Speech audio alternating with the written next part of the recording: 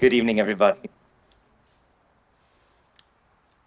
It's March 2012, and as I take the stage from my solo piano debut at Carnegie Hall, I can hear a sold-out audience cheering for me. A few months later, it's August of 2012, and as I walk to the piano to perform in a small house concert in Evanston, Illinois, I stop. I can smell something terrible. Turns out, while I've been walking to the piano, I've stepped in a fresh pile of dog poop. That really happened, y'all. Now, one of these two concerts, it might sound clearly more glamorous than the other. But truth be told, in my career, I've chosen to play that house concert again and again and again. In fact, I've organized and performed in nearly 200 in-home concerts throughout more than 25 states and Europe. Now, that might sound crazy. When you're playing in a grand concert hall like a Carnegie Hall, the chances of stepping in dog poop or any animal feces on your way to stage is almost zero. But I hope to convince you all in the next 10 minutes or so that there might just be a little more beauty and soul in playing that small house concert. And I'm going to start with a joke, a little bit of jazz gallows humor for you, okay? So pretend like you're a depressed jazz musician. What's the difference between a rock concert and a jazz concert? Well, at a rock concert, everybody in the audience knows the name of each and every member of the band here on stage. At a jazz concert, every member of the band here on stage knows the name of each and every member of the audience. Well, that joke definitely contains at least a kernel of truth. As a performer, I do see many of the same jazz insiders in the audience night after night, performance after performance. And there's actually data to back it up. According to a recent NEA poll, only about 1 in 4 Americans attends any arts event within a typical 3-month period, and only about 1 in 20 attends either a classical or a jazz performance. Take that sold-out audience at Carnegie Hall. Well, it's mostly made up of these music insiders, these people who habitually come to music events. So you've got your season tickets holders, you've got your passionate amateurs, you've got your music students. And there's one other group there that definitely deserves mentioning, and that's your Jeremy insiders, my wonderful friends and family who travel far and wide to support me. And while I'm truly grateful for each and every one of those groups and those audience members who show up, there is something about playing a concert where people are there primarily to support me that can make me feel selfish. In fact, I have this mental image that I can't shake about what it feels like to make art for such a small percentage of the overall population. And I want you to just indulge me and imagine it with me, okay? We are in the kitchen and we are preparing a gourmet multi-course meal for a dinner party. It's tonight, so we gotta get cooking.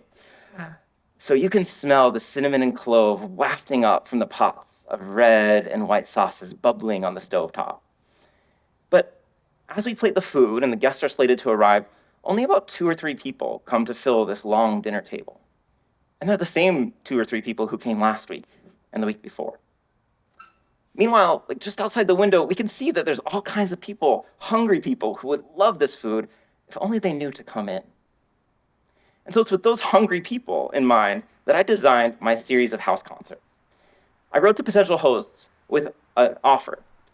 I will play a world-class concert, a Carnegie Hall level concert in your living room, if you provide me with an audience of at least 20 people from your community. Now, I tell them to invite anybody from their extended network who might be interested in a new experience. Their yoga teachers, their kids counselors, their childhood friends, their next door neighbors. The goal here is to fill an audience not with the insiders who usually self-select into these spaces, but with a totally randomized group of people who have just one thing in common. They happen to know the host. Now, it's not easy. I sent out hundreds of emails, I made dozens of cold calls, but I eventually found 15 courageous souls spread throughout 7 states to host our first house concert tour. And so along with my 2 trio mates, we packed our instruments and our duffel bags into my sky blue Prius, and we set off across the country to see what these audiences would think of our music. Bless you. Now, our first stop is in Detroit, Michigan. We drive 8 hours, and we're warmly greeted by the host, who's a friend of a former student. But despite this warm greeting, I can't help but feel guilt and anxiety rising into my throat. And here's the reason. So I lived for 5 years in Michigan, and I know that every Michigander spends those long, dark winter months just daydreaming about spending the perfect summer's night outside. Having that bonfire by the beach or drinking beers with your buddies in the backyard. And we're showing up to play our decidedly indoor concert on just the most beautiful golden Michigan summer's eve. Honestly, I kind of expected that half of the audience would bail. But this host, she did her job, and about 30 audience members filed through the door. And as I saw their tucked-in polo shirts, and I overheard their small talk about working at the big 3 auto companies, and I noticed their timid glances towards the piano, I thought to myself that it doesn't look like our normal audience of jazz insiders. After they socialized for about 30 minutes, they all freshened up their glasses of wine and took a seat at the benches, sofas, and folding chairs that had been arrayed to turn a suburban living room into a makeshift concert hall. I've played some big halls, but rarely was I as nervous as I was for this performance. And maybe for that reason, I decided to do something a little unconventional and perform a completely spontaneous, freely improvised piece that was based on the energy of the audience in the room and the unique acoustics of this living room concert space. And so I walked over to the piano to see what might develop from just one note.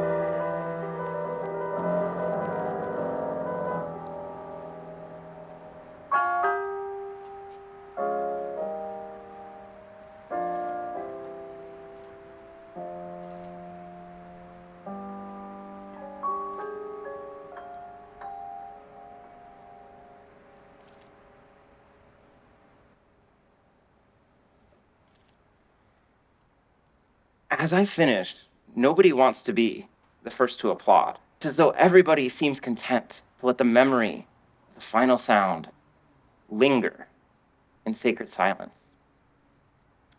Like jazz piano, hate jazz piano, there's something about sensing that this moment could only happen at this time, in this place, and surrounded by these people.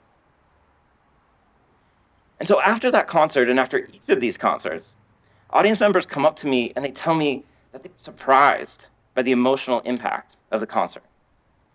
A man in a suit tells me that he came in fuming from an incident at work that day, but by the end of the concert, he let it go.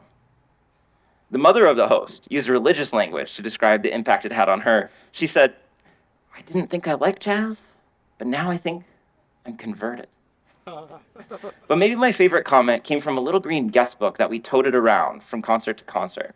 It was from a young man named Eric in his 20s, and he said, "I currently listen and enjoy EDM music." That's electronic dance music. But as I sat and listened, tears streamed down my face. This is a first for me. Please come back. Playing these concerts, I didn't feel selfish. I feel like I'm giving a gift. And the magic of gift giving is that it enriches not just the one who receives the gift, but also the one who gives it. Let's unpack that. So for the audience members, they're receiving a rare push to access those quieter, deeper, more mysterious parts of themselves that so often get lost in the daily chaos.